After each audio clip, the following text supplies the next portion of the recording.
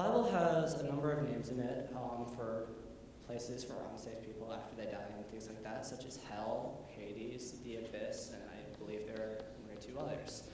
Now, the Bible makes it fairly clear that there's a difference between all of those, yet it's not too clear as to what that is. So what are all those places, and what are the differences? Okay. There are a lot of them, different names. Basically, some of the problem we have, and I don't know did all of you hear that? I'm supposed to repeat the question. So what John asked was, there are different names for the abode of the dead. And there's hell, he mentioned Hades, he mentioned the abyss, there's also Tartarus. Sometimes you see the word Sheol. Another time in Ezekiel, repeatedly it's called the pit. And what are these? Also, there's lake of fire that is in Revelation. So what is the relationship between these? And I'll just do them one at a time. The pit that Ezekiel talks about is a literal location that the Bible tells us is the abode of all of the unsaved dead. Everybody that's ever lived is still here on earth. God doesn't transport them, out to somewhere in the distant universe. They're still here. And they are going to remain here until they're brought up from that pit. So it's called a pit. In Hebrew in the Old Testament, it's called Sheol. That is the abode of the dead. In the New Testament, Hades is actually Hades and Sheol are the same place. And the pit. These are all just different designations for the abode of the dead. Tartarus, on the other hand, that's from 2 Peter, and Tartarus is a prison only for bad angels. That was, I noticed that in the emails, someone said, they said, so there's good angels and really bad angels. And I said, yeah, there really are.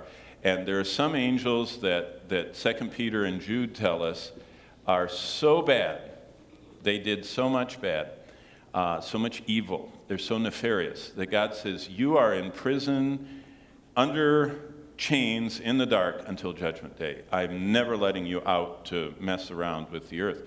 Now, the abyss is also a prison, but this one is in Revelation 9, and this one is a temporary prison for the most destructive of the angels that God is going to let out in the tribulation.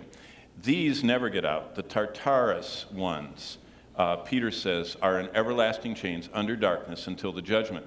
The abyss angels are, it appears that just like there are archangels and cherubs and seraphs on the good side, there are levels of angels that God created, varying orders or ranks of angels. And the top angel period was Lucifer.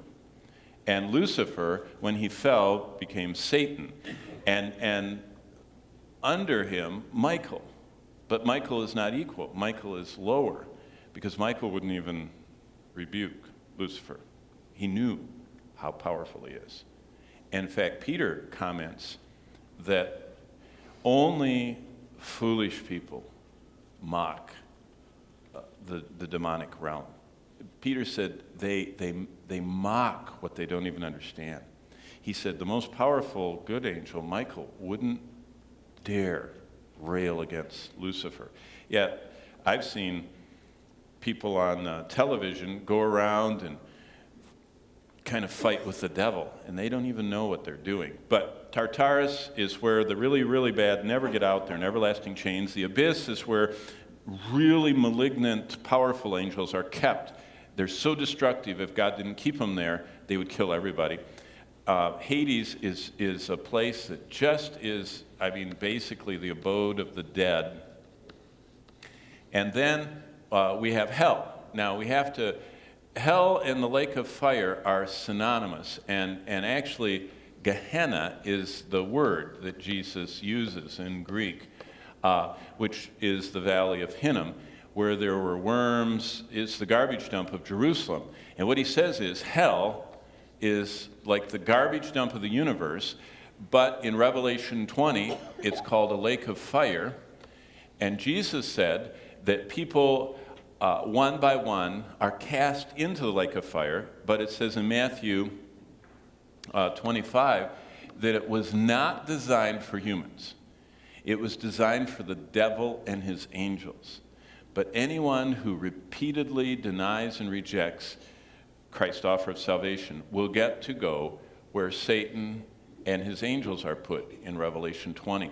By the way, the beast and the false prophet are sent to this lake of fire in Revelation 19, and they are seen at the end of Revelation 20, which is 1,000 years later.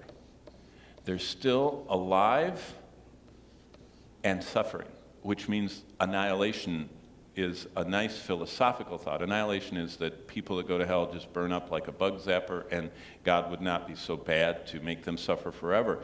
But from all the biblical data we have, when two humans, the beast and the false prophet, are put into the lake of fire, they are still alive after 1,000 years. They didn't burn up. And so that's the differences in places. Pit, Old Testament, Sheol is an Old Testament term for the grave or Hades. That's just the abode where people are waiting, like Luke 16 talks about the rich man and Lazarus. The rich man was conscious, could sense, could remember, could feel pain, could see, could talk. So people that have died are still conscious, thinking, remembering, talking, but they're suffering. But they're in the vestibule, as it were, the waiting room. These three are the waiting room for this, for the final judgment, when everyone will stand and the books are open. Now these two, the abyss and Tartarus, are only for angels. And temporary holding, permanent holding.